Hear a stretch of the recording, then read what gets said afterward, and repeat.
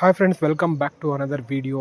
ನೀವೇನಾದರೂ ಒಂದು ಒಳ್ಳೆ ಸಿನಿಮಾ ನೋಡಬೇಕು ಈ ವೀಕೆಂಡಲ್ಲಿ ಫ್ಯಾಮಿಲಿ ಜೊತೆ ಕೂತ್ಕೊಂಡು ಕನ್ನಡದಲ್ಲಿ ಅಂತ ಏನಾದರೂ ಯೋಚನೆ ಮಾಡ್ತಾ ಇದ್ದೀರಾ? ಹಾಗಿದ್ರೆ ಲಕ್ಕಿ ಭಾಸ್ಕರ್ ಸಿನಿಮಾನ ಮಿಸ್ ಮಾಡಬೇಡಿ. ನೆಟ್ಫ್ಲಿಕ್ಸ್ನಲ್ಲಿ ಕನ್ನಡ ಡಬ್ಬಿಂಗಲ್ಲಿ ರಿಲೀಸ್ ಆಗಿದೆ ಸಿನಿಮಾ. ನಾನಂತೂ ಈ ಸಿನಿಮಾನ ಇಡೀ ಫ್ಯಾಮಿಲಿ ಜೊತೆ ಕೂತ್ಕೊಂಡು ನೋಡಿದೆ. ತುಂಬಾ ಖುಷಿ ಆಯಿತು. ಅಷ್ಟು ಚೆನ್ನಾಗಿ ಮಾಡಿದ್ದಾರೆ ಸಿನಿಮಾ. ಸ್ಟಾರ್ಟಿಂಗಿಂದ ಎಂಡ್ವರೆಗೂ ನಿಮಗೆಲ್ಲೂ ಬೋರ್ ಹೊಡಿಸದೆ ತುಂಬ ಚೆನ್ನಾಗಿ ಕ್ಯಾರಿ ಮಾಡಿದ್ದಾರೆ ಸಿನಿಮಾನ.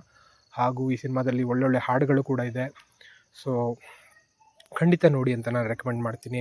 ನಿಮಗೇನಾದರೂ ಸ್ಕ್ಯಾಮ್ 1992 ಹರ್ಷದ್ ಮೆಹ್ತಾ ಸ್ಟೋರಿ ಏನಾದರೂ ಗೊತ್ತಿದ್ರೆ ಈ ಸಿನಿಮಾ ನಿಮಗೆ ಇನ್ನೂ ಖುಷಿ ಕೊಡುತ್ತೆ. ಆ ಸ್ಟೋರಿ ಗೊತ್ತಿಲ್ಲ ಅಂದರೂ ಪರವಾಗಿಲ್ಲ, ಸಿನಿಮಾ ಅರ್ಥ ಆಗ್ತಾ ಹೋಗುತ್ತೆ. ದುಲ್ಕರ್ ಸಲ್ಮಾನ್ ಅವರ ಆ್ಯಕ್ಟಿಂಗ್ ತುಂಬ ಚೆನ್ನಾಗಿ ಮೂಡಿಬಂದಿದೆ.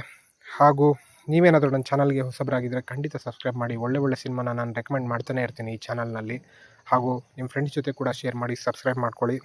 ಈ ಸಿನಿಮಾದಲ್ಲಿ ಒಂದು ಸನ್ನಿವೇಶ ಬಹಳ ನಮಗೆ ಖುಷಿ ಕೊಡ್ತು ಮತ್ತು ಥ್ರಿಲ್ಲಿಂಗ್ ಆಗಿತ್ತು ಅಂತ. ಆ ಸಿಚುವೇಶನ್ ಏನಪ್ಪ ಅಂದರೆ, ನಮ್ಮ ಹೀರೋ ದುಲ್ಕರ್ ಸಲ್ಮಾನ್ ಅವರು ಒಂದು ಸೂಟ್ಕೇಸ್ ತಂದಿರ್ತಾರೆ ಬ್ಯಾಂಕಿಗೆ. ಯಾಕಂದರೆ ಕ್ಯಾಶನ್ನು ಮಿಸ್ಯೂಸ್ ಮಾಡ್ಕೊಳ್ಳೋಕ್ಕೋಸ್ಕರ ಒಂದು ಸೂಟ್ಕೇಸ್ ತಂದಿರ್ತಾರೆ. ಆ ಸೂಟ್ಕೇಸಲ್ಲಿ ಆಲ್ರೆಡಿ ದುಡ್ಡು ಇಟ್ಕೊಂಡಿರ್ತಾರೆ. ಅದೇ ಟೈಮಲ್ಲಿ ಬ್ಯಾಂಕ್ ಮ್ಯಾನೇಜರ್ ಬಂದುಬಿಟ್ಟು, ಯಾಕಪ್ಪ ನೀನು ಸೂಟ್ಕೇಸ್ ತಂದಿದ್ಯಾ, ಓಪನ್ ಮಾಡು ಅಂತ ಹೇಳ್ತಾರೆ. ಆ ಸಿಚುವೇಶನ್ ತುಂಬ ಥ್ರಿಲ್ಲಿಂಗ್ ಆಗಿದೆ. ಖಂಡಿತ ಆ ಸಿಚುವೇಶನನ್ನು ಮಿಸ್ ಮಾಡಬೇಡಿ.